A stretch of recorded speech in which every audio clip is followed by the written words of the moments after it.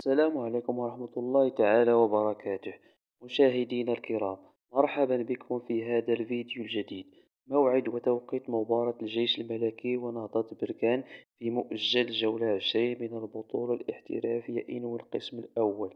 والقنوات الناقلة للمباراة: يحتل فريق الجيش الملكي المرتبة الأولى في ترتيب البطولة الاحترافية إنوي القسم الأول برصيد 46 نقطة، ويحتل فريق نهضة بركان المرتبة السادسة برصيد 30 نقطة. وسيواجه فريق الجيش الملكي فريق نهضة بركان في مؤجل جولة 20 من البطولة الاحترافية إنوي القسم الأول يوم الأربعاء 6 مارس 2024 على ملعب البلدي ببركان في حدود الساعة 6 مساء بالتوقيت المغربي.